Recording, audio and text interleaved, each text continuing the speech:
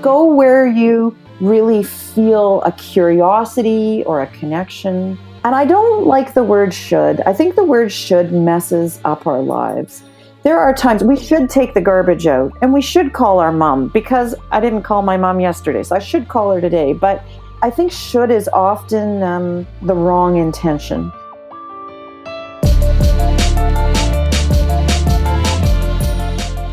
Hello, friends. Welcome to the Let's Give a Damn podcast, your source of inspiration as you begin or continue on your journey of giving a damn about the people and places around you. I'm your host, Nick Lapara, and we have a wonderful show for you today. If you're listening to this podcast when it comes out, I will have just returned from a short trip to Honduras with my friends at World Vision. I'm still recovering from the trip, hanging out with my family, and getting stuff done. But next week, I'll have more to share about what happened during the trip and what will happen in the coming months as a result. Okay, today I'm joined on the podcast by my friend, Anne Mahon. Anne is from Winnipeg, Manitoba. She is a wife, mother, author, humanitarian, and an all-around damn giver. She has spent many years of her life serving so many people through volunteer opportunities and so much more. In the last few years, she has authored 2 books that we'll talk about more in our conversation, titled Redemption, Stories of Hope, Resilience, and Life After Gangs, and The Lucky Ones, African Refugees' Stories of Extraordinary Courage. I think that's how you say it, Refugees'? Yeah, I think so. Anyway, we're going to talk about those in our conversation. I'm so excited for many people to listen to this conversation, but especially stay-at-home parents. Here's why. I know that she'll inspire you. And hear me, I don't want you to compare yourself to Anne. Please don't feel guilt as you listen to Anne and she speaks of all she's done. Anne's kids are a little bit older now. If you have younger kids, you won't be getting as much done as Anne is doing right now, but the little kid days won't always be around, and there will come a day when you'll get to decide how you'll spend your time, more of your time, who you'll serve, and what opportunities you'll make time for. Enough talking from me. Let's get right into the show. I hope you'll enjoy my conversation with author and humanitarian Anne Mahon.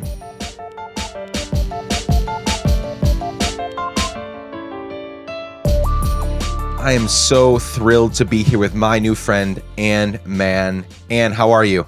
I'm great, Nick. How are you? Fantastic. Thank you so much for joining me today. This has been a long time coming. We've been trying to do this for a while. And here we are. We're ready to rock and roll, ready to do it. Great. You're in Winnipeg, is that correct? Yes, Winnipeg, Manitoba, Canada. And if I'm not mistaken, from left to where you are, because I used to live near Seattle, so directly above us was British Columbia, and then is it Alberta, Saskatchewan, Yep. and then Winnipeg? Is that correct? Yes. Yeah, we're just north of Minneapolis, but yeah, you got your Canadian geography great. Okay, great. I've spent a little bit of time in Winnipeg. Has that been home all your life? It's been home for all of my life except for 3 years when we lived in a different province. Okay. But Canada as a whole has been home. Yes, it sure has. Okay. Well, let's go from there and let's dive right back into your background. I always love to begin, if I can, I love to begin by giving the listeners and by giving me, because this is the first time I've heard a lot of your story. Just give us some context for who you are and what are the people, places, and things that made you who you are today and that really kind of shaped the kinds of things you would go on to do in your life. So give as little or as much as you want of that story, but kind of take us from there to before you wrote the books, some of the books that we're going to talk about, which I'm super excited about, and a lot of the volunteer work and stuff that you do. Take us all the way up to that point, and then we'll dive in a little deeper. Okay, great. Well, thank you, Nick. So you asked me about what's shaped me as a person. I grew up my entire life, other than a couple of years, in this quiet, humble prairie city of Winnipeg in central Canada, a place that I really love and realized how much I love when I didn't live here for a short period of time. but also a place that I tend to defend. It's a humble city. It's not got a lot of pizzazz, although, you know, we do have the Winnipeg Jets. We have a great cultural and arts center. We have very cold winters. And the people here, I find, are really what's one of the big contributing factors to shaping my life, because a lot of people come here and they stay, or they were born here and they stay. And it's just that there's a great prairie practicality to Winnipeg. People are very grounded.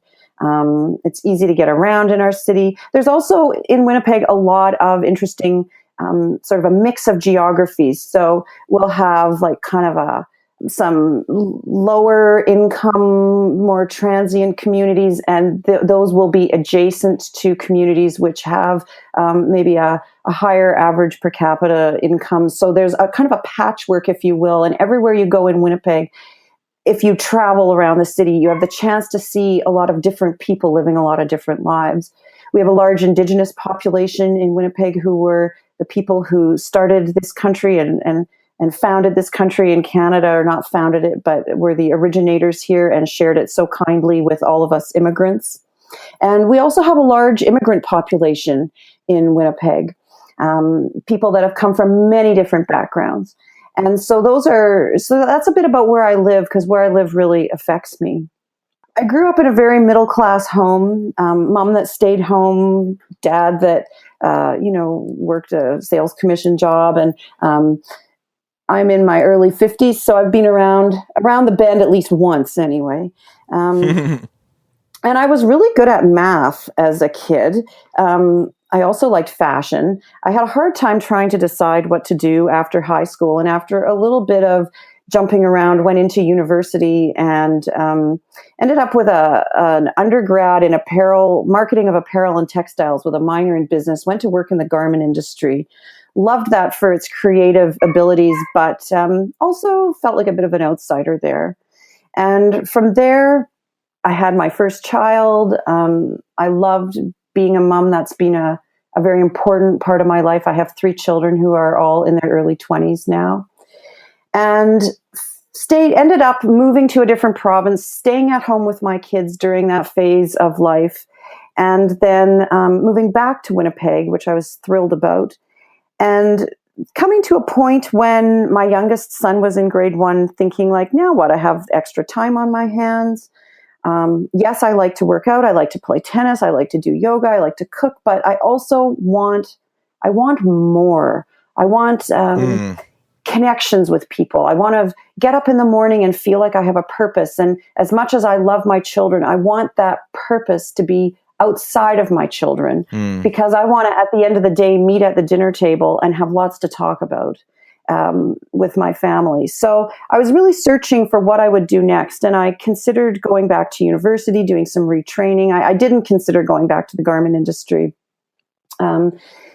And I am a person who does pray, and in prayer I received the phrase, we have enough educated people. And that doesn't mean that people shouldn't go to university. That just means how I interpreted that was that for me, that's not what was ahead for me. So that was fine. I'm open-minded. Anyway, I did take a writing course in a woman's home. It was 30 weeks long, once a week. It was a great way to do some writing to explore my own life and how I viewed my life growing up, how I saw things. And from that, I've always had such a curiosity about people. I just love people. And it came to me that for this period of time when I'd lived in another city, it came to me how hard it would be to be a refugee. There I was speaking the English language. I had a car. I had, financial means. I could just kind of drop into this community, which was this second city I was living in Canada. And I felt so lonely. And I really felt alone, and like I kind of didn't matter to anybody other than, of course, my family and the few friends I had met. And I thought, oh my goodness, what would it be like? Could I imagine being new to Canada, not knowing the language, or being very, self-conscious as I spoke? What if I didn't have a car? What if I didn't have family? And from there, I became very curious about refugees. I knew one refugee, a guy, really nice guy from Sudan I'd met named Akeem, and he had told us about his life. And so all of these things kind of came together at this time in my life, my children were in school. I was looking for something meaningful to do with my time. And then it all kind of broke apart, or broke open, I'll say, when I had a vision one night. And it was a mystical vision. It was new to me. I'd never had one before, and nor have I had one since, but it was very real. And there was a bunch of things leading up from the night before, but I woke up in the morning, and in my first waking moment, I woke and had this vision of a book. The book was multiple stories of African refugees. It had photography, and it was written in the first person. And the point about the first person will be really important a little later on. I didn't understand the significance of it at the time. Sure. And I mean, I had this experience. It was very deep. It was extremely real, as I've said. And I started to cry. I just kind of had a little cry in my bed. And then I was like, well, what even was that? So in the end, I decided to write that book that I had a vision of. It was a huge leap. It was a leap of faith. I love to read, but I really don't have any training as a writer. And that leap of faith is a leap, Nick, that changed my life. I'm so excited to get to that point. I'm very excited to have you talk about these books. Before we get there, though, can I go back a little bit and ask you a couple questions? Sure, great. So I hear a ton of empathy in your voice, even just the way you described where you live, right? You said something that I wish more people, I live in the US right now. I was born here, spent most of my life not here, but this is, where I was born. These are my people. It's something that a lot more people should approach the subject and say the things that you said when you were describing how, I think, is it in Canada, do you guys call Indians the First Nations people? Is that correct? Yeah, there's a few terms. Today, the most widely used term is Indigenous, but First Nations is also appropriate as well. Okay. Just the idea of they were here first, right? Like you said, they let us come live among them. They let us come live on their land. And that's something that Americans by and large don't. They know, right? If they've had any education whatsoever, they know. But even a lot of our history books, like when I was growing up in elementary school, the story of how we came here and took over, that was not communicated clearly. It was communicated as more like, we came over and shook hands and gave hugs and then had, the first Thanksgiving supper together, when that was not it. There was murder and rape and pillaging and plundering. And it was a terrible thing that we did, right? And still, the fact that we don't recognize so much of what happened and who these amazing people are, all that to say is when you were communicating where you live and the kinds of, people, the different kinds of demographics there. And I heard empathy. I heard, and before even getting into your books and the different things that you volunteer in and the ways that you serve other people, before even getting to that, what do you attribute that empathy and that that love for people and care for people?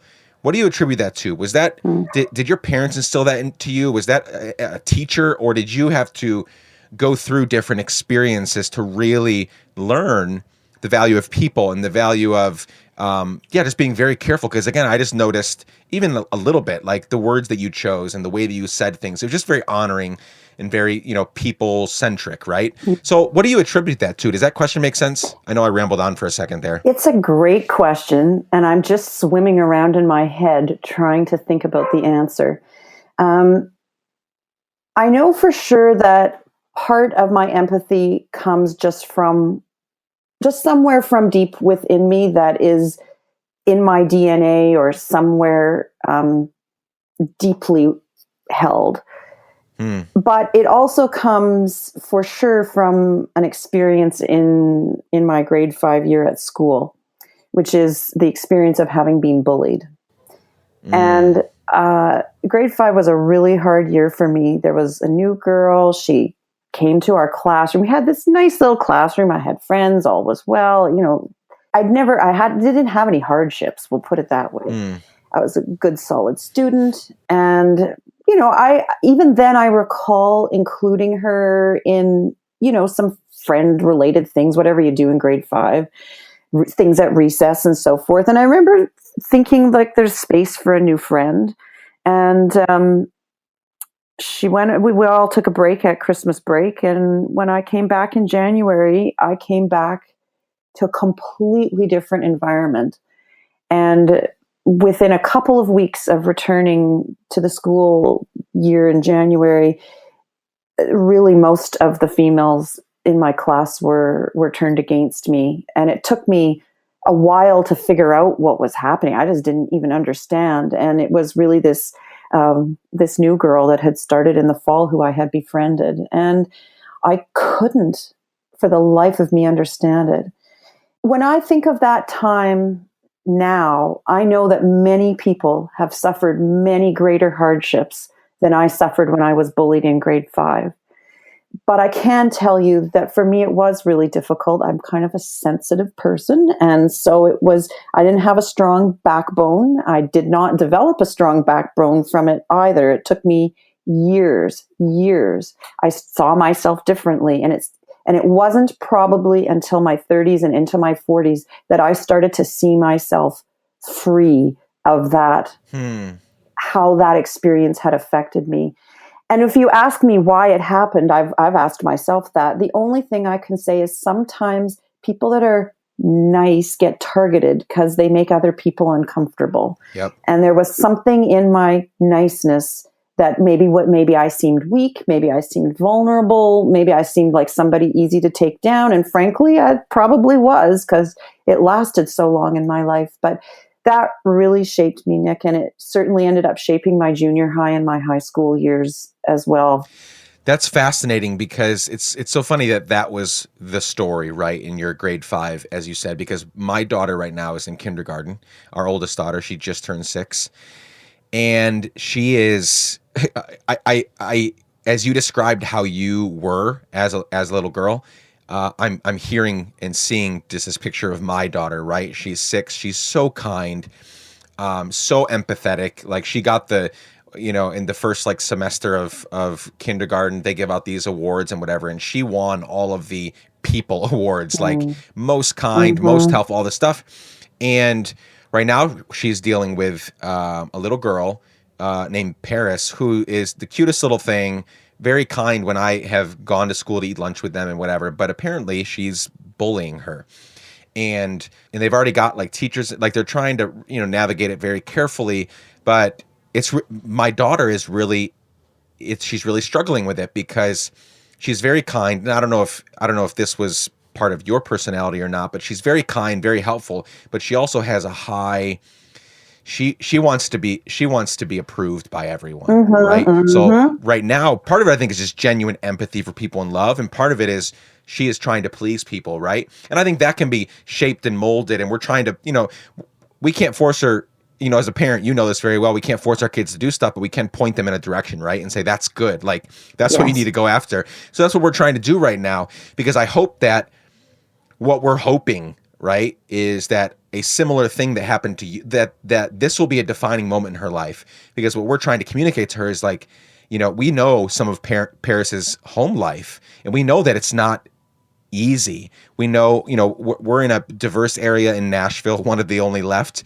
and she's one of my daughter, even though she has a lot of Hispanic, Latino in her background, she's one of 2 or 3 white kids in her class of 19. The rest are, Black, Hispanic, Hmong, and a couple others. And so she's having to like navigate this stuff for the first time in her life.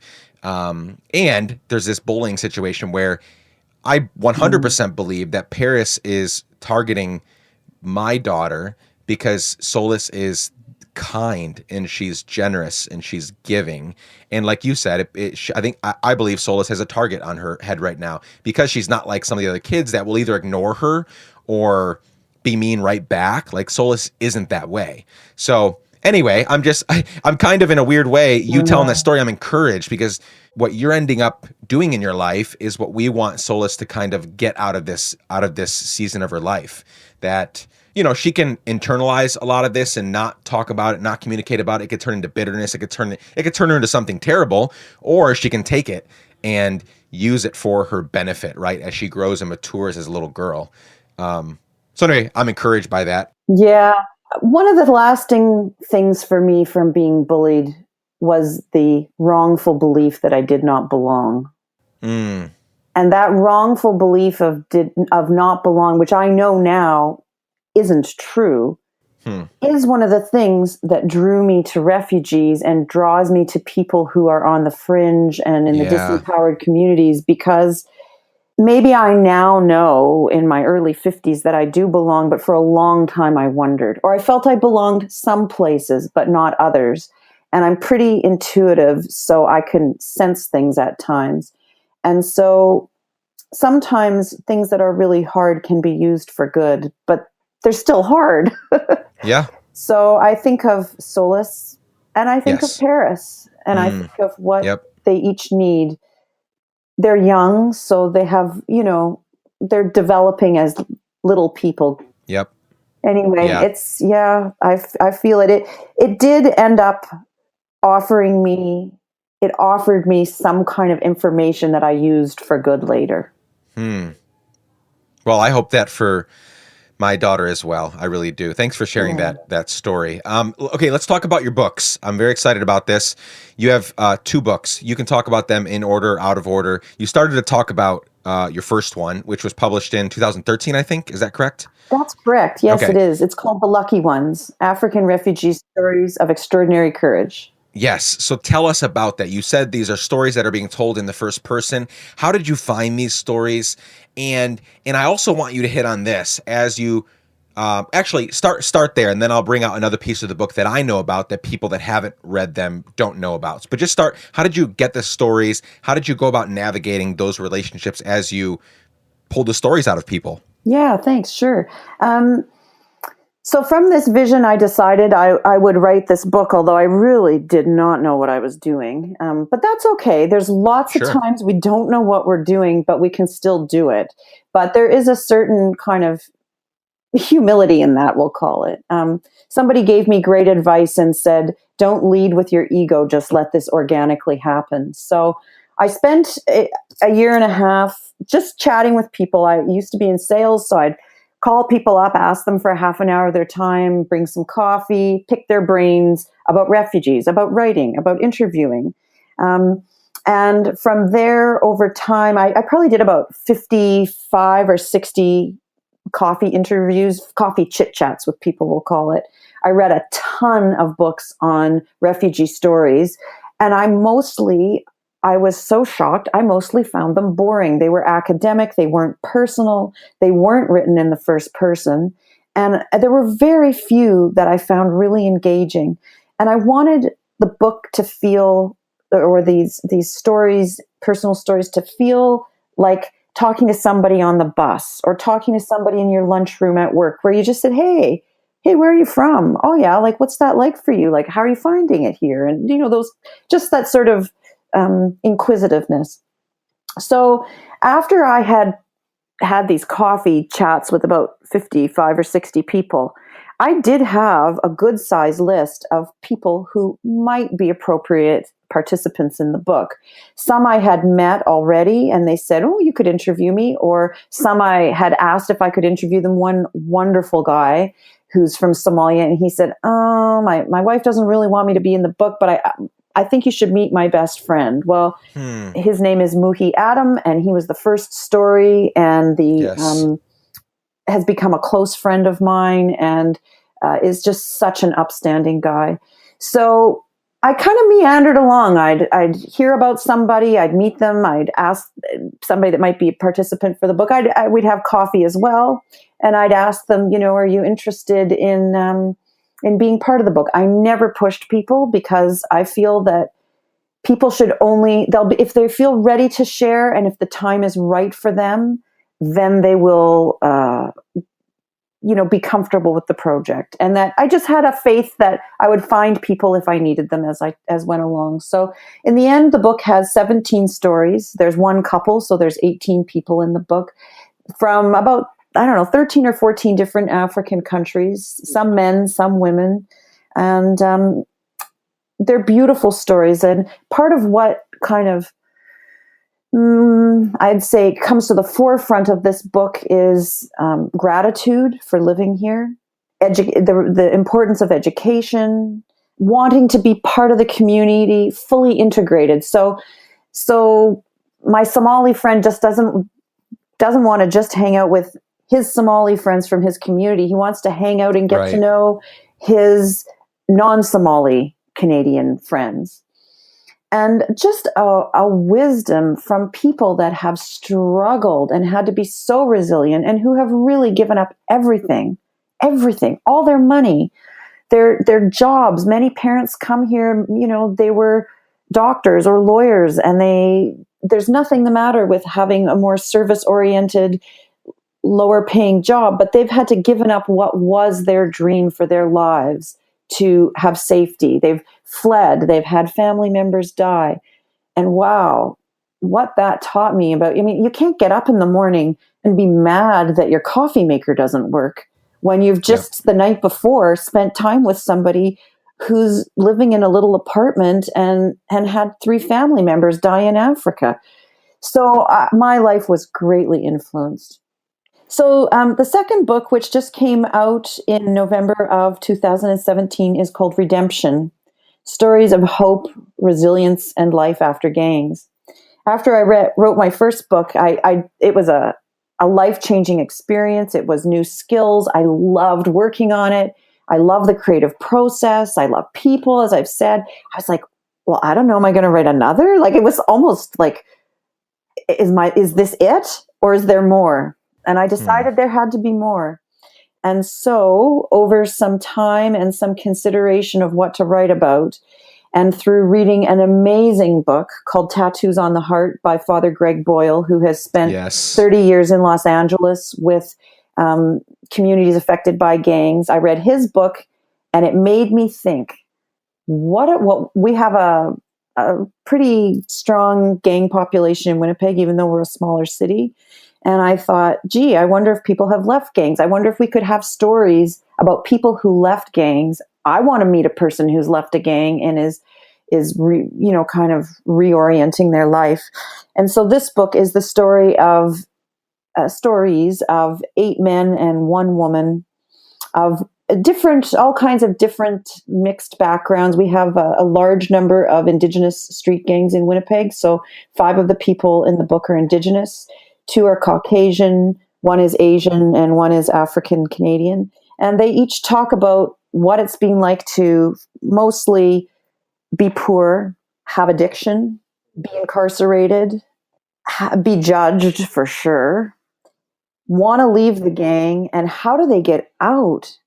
And once they're out, how do they live day to day, probably in a community where their ex-gang members are just down the street or at the McDonald's close by or driving around giving them funny looks. It's like, what do you mean you're out of the gang? And how do you crack an addiction? That's a whole other challenge. And man, these people are strong. And I just loved writing this second book. And so that's where I'm at. I am writing a third. We can talk about that after. But boy, I've just loved the process and met so many people that inform me about life. I didn't know that you're writing a third, which I'm excited. If there's any details you can share with us, I'm happy to I want to hear about it. Before we get there, so both of here's one thing I found super interesting is you are donating all the proceeds from these books. Most authors write books so they can live, right? They write books so they can make money and live. In depending on who they are and how widespread their influence is, it may pay all the bills or some of the bills, but they need money from it, right? To live. And you have chosen to donate all the proceeds to different organizations. First of all, why? And Second of all, where's the money going, and why did you choose those organizations? But first, talk about take me into your head, into your heart. Why would you do that? Because you're already doing a service to people by sharing these stories, and I'm sure people are being influenced and helped, and their empathy is growing, and their love for people is growing. So why not make a little money from it? Well, thanks firstly for highlighting the fact that the proceeds are donated. It's an integral part of the books. I felt that everybody has to figure things out for themselves. But for me, I'm fortunate. We have a lot of financial stability in our household, and we do not need the funds from this book to pay our rent. So, firstly, I'm extremely fortunate. For me, I felt that it would be best to donate the money back to assisting the community, just the community in general, not specifically the participants, but the community from which they come. So in the lucky ones, the author proceeds go back to two organizations. One is a great organization in Winnipeg called SEED, and SEED has micro lending and patience loans for people who can't get loans conventionally. And so that money is going to the African community for long-term payback if they want to start a business or something, a home-based business, for example. As well, with the importance and significance of education in the lives of refugees and newcomers, the other half of the author proceeds are going to an inner-city university, we call it, same as college in the States, called the University of Winnipeg, which has entrance bursaries for students who are of African background or whose parents were refugees themselves. So that's the first book. The second book, the money is going to an organization called GAIN. That stands for Gang Action Interagency Network. And it's a group of 180 different people who are working in agencies and in the government and in justice very closely with gang-affiliated people who came together wanting to work on the gang issue in Winnipeg and offer mentoring and offer 24-hour safe space for those who want to leave gangs and want to change their lives. And so the money's going there. And I'm really pleased about that. I will say for me, and I guess it's because I didn't need the money from the books for rent, I felt funny about profiting from other people's stories. I am so grateful to all of these participants for trusting me. That seems like a mini miracle in itself, that they would trust somebody they don't know and decide, sure, I'll share my story with you, and sure, I'll let you do what you will with it in a book. Now, they do see their stories and they sign off on them, and if they want to change one word or pages in their stories, they do that. So they have a lot of control. It's not like a media interview where you tell it and then it comes back and it feels different. They approved everything in these books. But back to the point of the philanthropic component, I just felt that it would maybe help them to feel good about what they're doing, to know that each of these books is raising money to go back to what's been something integral in the participants' lives. I love that. So third book, I didn't know you were coming out with one. What's that all about? What can you tell us about it? Well, I'm really excited about it because it's just like the baby that's being born, but it's not very far in. I'm just in the research stage.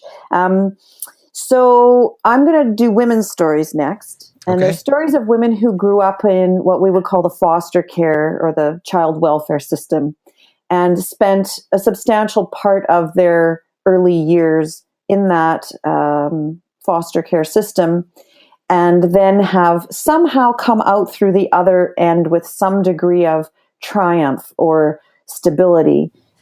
Success is a bit of a touchy word for me because I met one woman who's a university professor and she's done really well. I've met another woman who's able to parent her own child, breaking the cycle of foster care, and is in her 20s and has a lot of her life left ahead. So I think the stories will probably have kind of a spectrum of what success would be, but definitely for each a story of triumph in some way.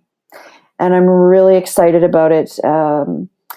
I live in a city where there's a lot of Indigenous people, and in Canada, we are talking about the missing and murdered Indigenous women in Canada, women that have become vulnerable, often due to the sex industry, often due to poverty. And so these are triumphant stories that can show some 14-year-old girl in a group home that I'm hoping that there's life somewhere after the group home.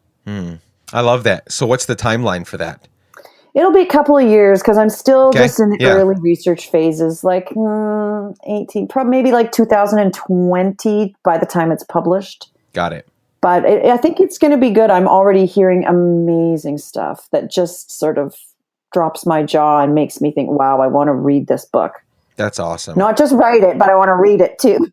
that must be a really good feeling, right? That you're already just seeing at least the idea and the vision take form, right? It's being formed, and that's really cool. Well, I will be, one of the first to read it. I'm very excited about that, even though it's a couple years out. In a couple minutes, I want you to share some advice, some wisdom with those listening that want to give a damn, right? Before we get there, though, I want to highlight, as we're still just talking about the ways that you give a damn, I want to highlight some of your volunteer experience, because I think and I'll just name off a few. You can add commentary if you want, but what I'm trying to do is more for the listener right now. Sure.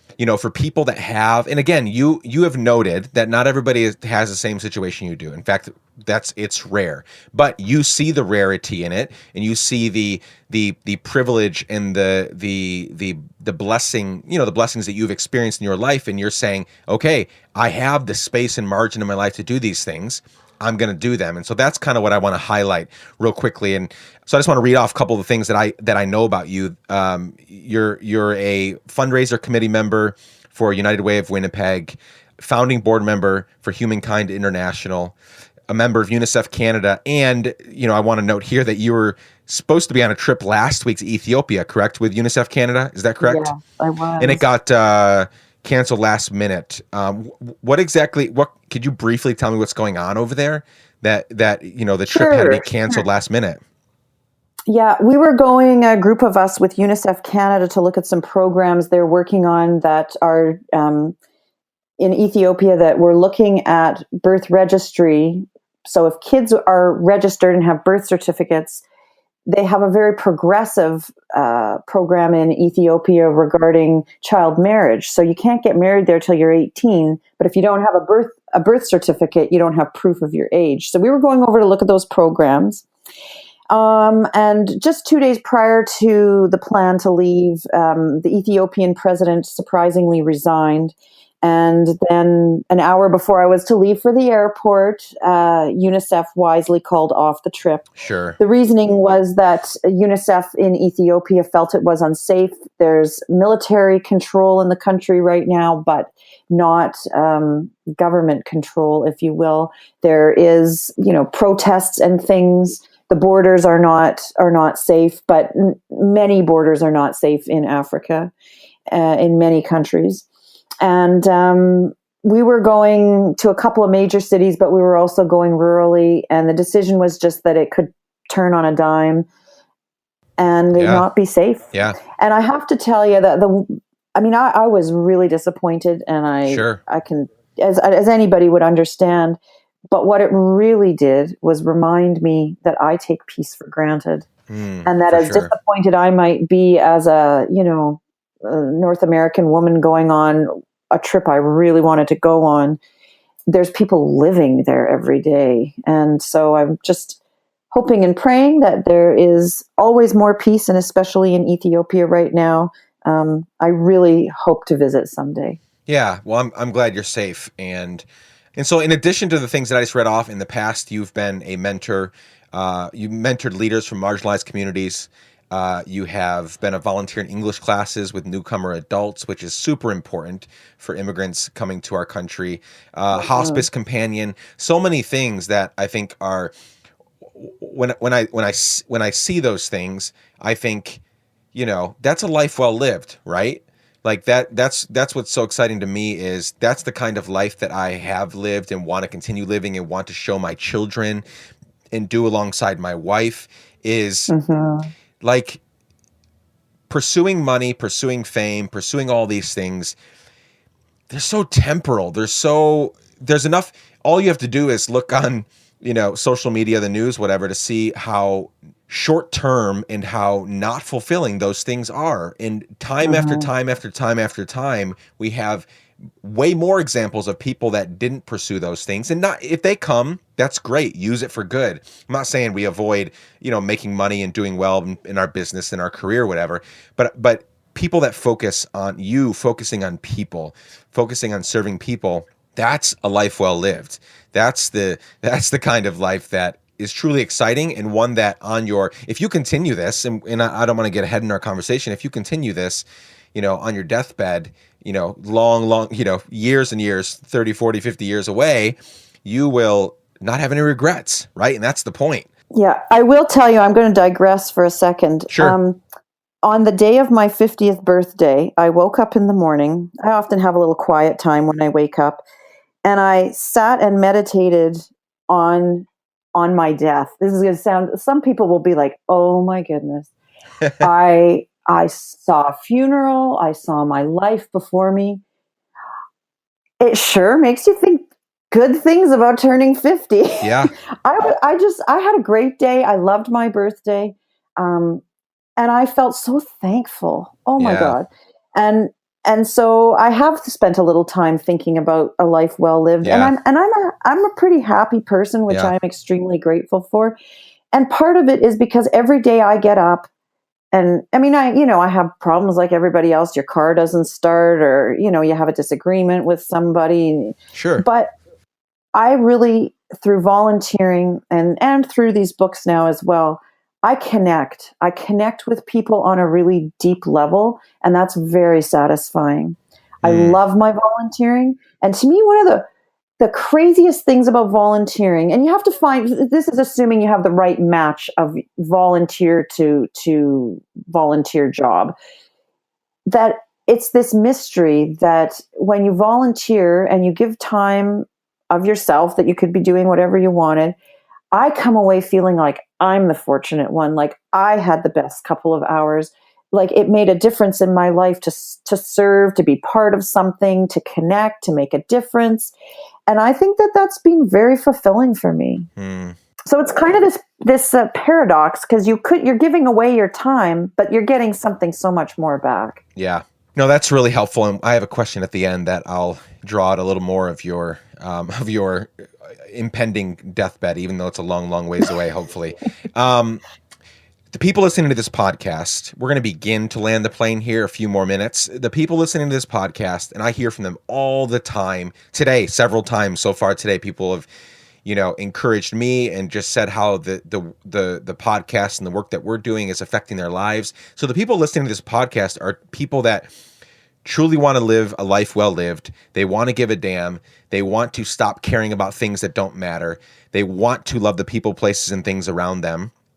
They want to expand their worldview, right? These are the people that are listening right now. And so if there are people listening that are still sitting on their ass, that they know what they want to do, but they're making excuses and they're not quite there, right? They have all these desires, but they haven't quite jumped, jumped overboard, right, into this ocean of giving a damn.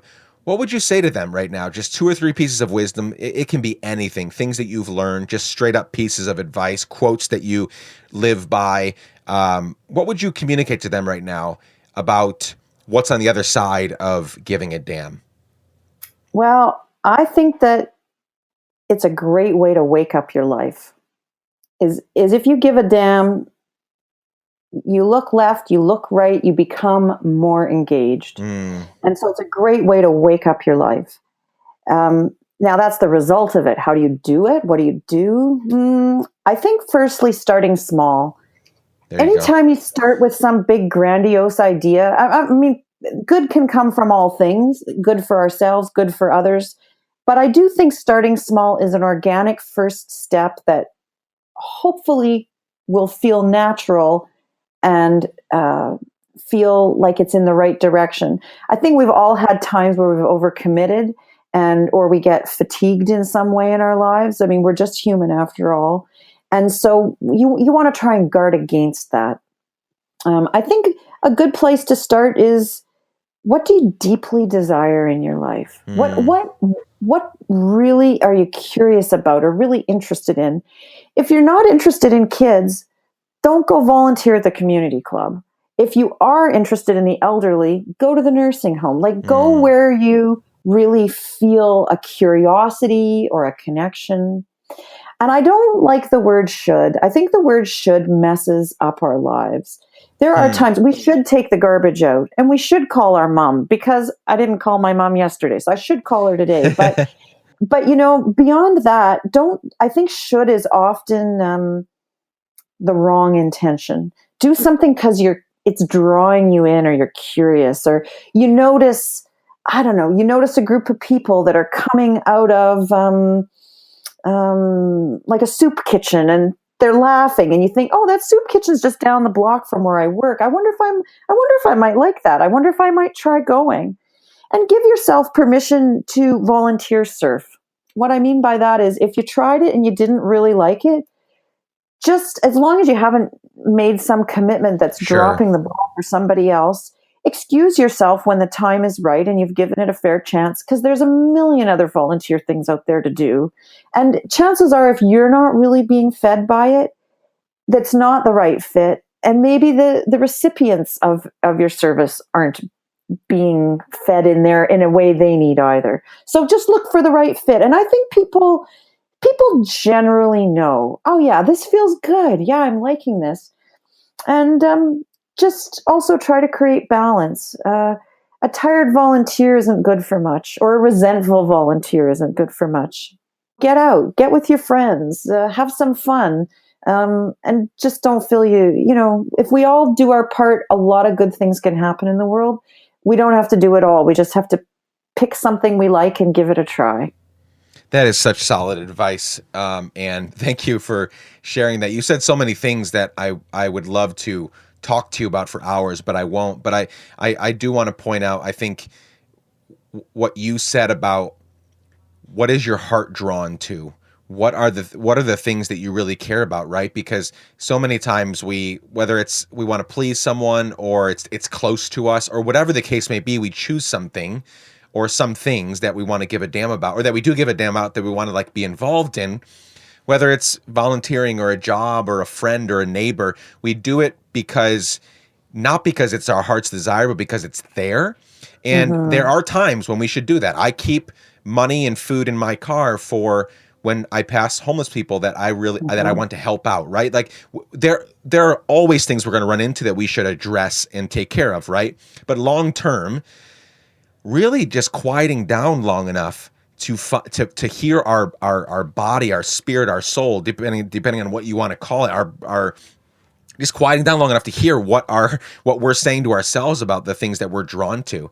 Most of us just don't quiet down long enough to do that, right? I think that's super important to do that. And so that's great advice. Super, super solid. I'm going to have to go listen back over and over again on what you shared, because I think it was just super helpful. Probably me too. I have to listen to it also. Yeah, no, totally. Yeah. No, I completely get it. Okay, so here's the big question. This is a question that every person that I talk to gets at the very end. A lot of the questions in between vary from conversation to conversation. This one's always at the end because I believe it is the question.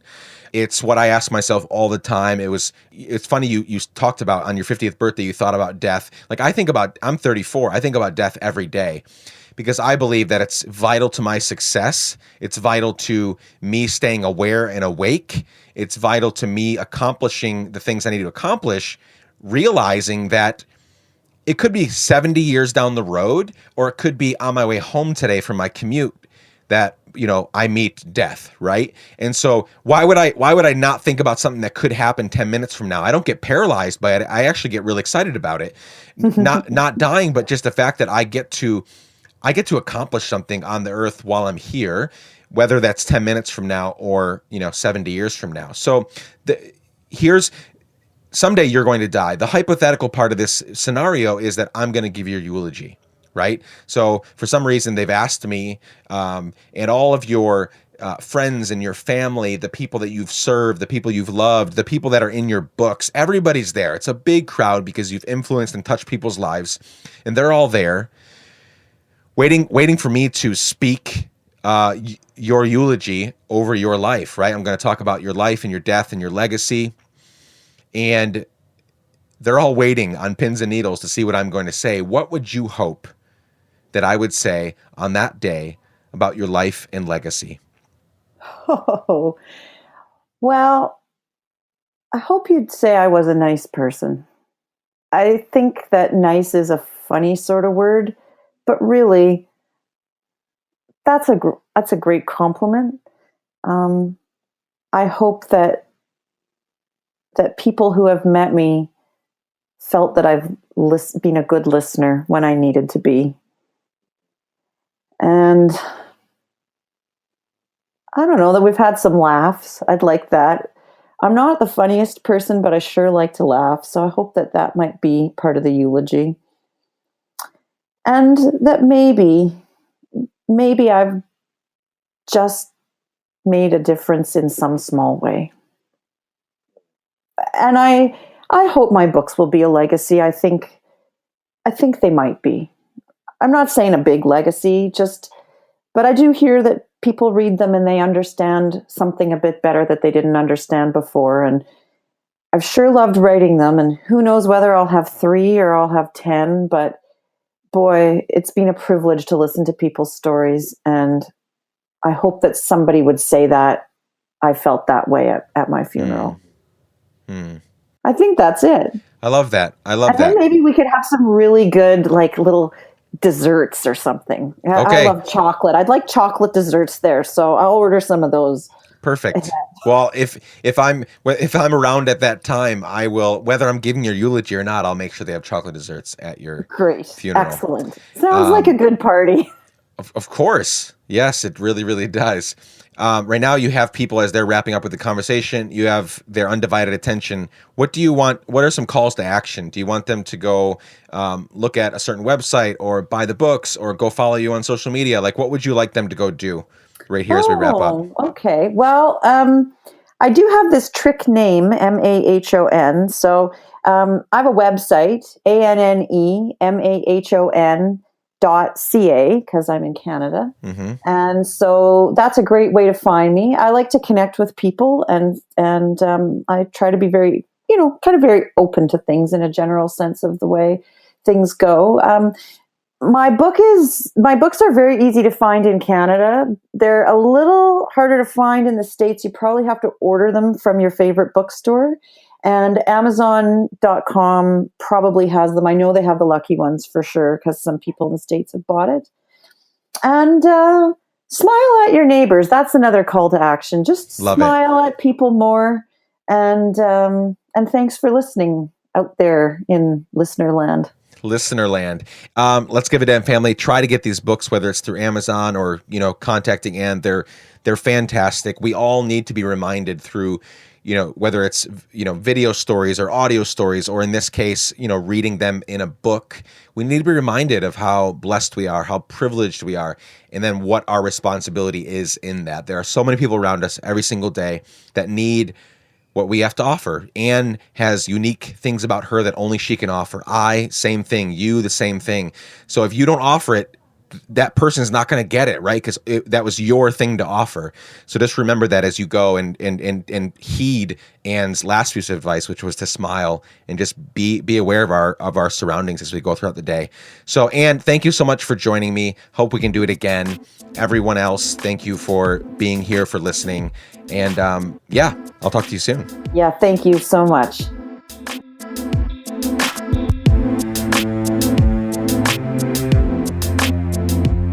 Thanks for joining Anne and me for our conversation today. Anne is wonderful, and I hope you learned as much from her as I did. Follow her on Twitter at AEMAHON. So it sounds like it's saying Mahone, but it's man, AEMAHON. And check out our website at, again, Anne, ANNEMAHON.ca. That's ANNEMAHON.ca. And if you want to read her books, and you should because they're fantastic, go ask your local bookstore to order them. Or you can visit her website, send her a note on the contact page, and as she stated at the end of our chat, there may be some that she could send you if you cover shipping. So go take advantage of that. It's very generous of her. You can find links, resources, and show notes for this conversation and all the others that I've had at letsgiveadamn.com. You can also find different ways to join in on what we're doing by going to letsgiveadamn.com or shownotes.letsgiveadamn.com to go straight to the show notes. If the Let's Give a Damn podcast is adding value to your life in any way, my one big ask is that you go to Apple Podcasts right now.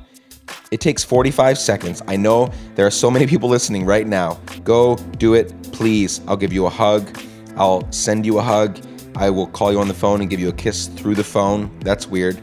But I want you to leave a review. It really helps us in so many ways. This podcast was edited and mixed by the incredible Chad Snavely in Nashville, Tennessee. I'm truly honored that you choose to spend time with me each week. It means the world to me. And just remember that these stories aren't just for listening. They're meant to inspire you to do and to be. So keep giving so many damns. I love you all. See you next time.